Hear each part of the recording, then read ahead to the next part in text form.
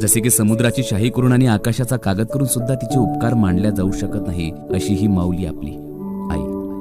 किती करावे तुझे कौतुक, शब्द अपुरे पडती माझे, परतफेड नाही करू शकत त्या उपकारांची तुझे.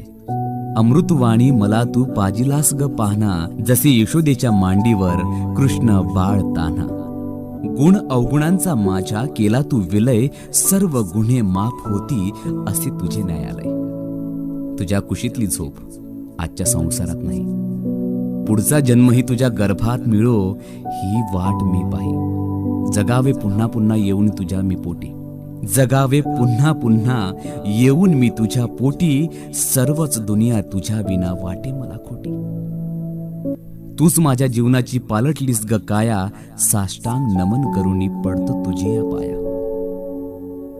प्रेम तुझे आहे आई या जगाहून भारी, म्हणूनच स्वामी तिने जगाचा आई विना भिकारी. आई म्हणजे देव पृथ्वीवरचा, आई म्हणजे साठा सुखाचा, आई म्हणजे मैत्रीण गोड, आई म्हणजे मायेची ओढ, आई म्हणजेच प्रेमाची बाहुली, आई म्हणजेच दयेची सावली, आई म्हणजेच स्वतः उपाशी राहून आपल्याला भरवणारी, आई म्हणजेच जीवाचं रान करून आपल्यासाठी राबणारी, आई म्हणजे जगण्याचा अर्थ शिकवणारी, कधी ओरडून समजवणारी, आणि आईच बोट धरून चालायला शिकवणारी, आणि आईच आपले अस्तित्व घडवणारी. त्या आईला शतशः नमन. माझा केला तिने लाड, मला जपला जीवा पाड, माझं उरलेलं आयुष्य तिच्या जीवनी लावना.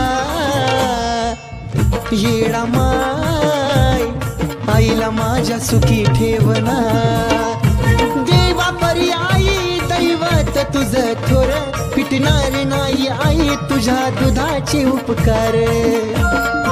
जन्मापासून मला माझ्या आईचा आधार, आई विना अधूर जीवन माझं सार. धन दौलत नको काही, सुखी राहावी माझी आई, नको मोडू कधी येडू हा माईचा दावना. येडा माय आईला माझ्या सुखी ठेवना. येडा माय आईला माझ्या सुखी ठेवना.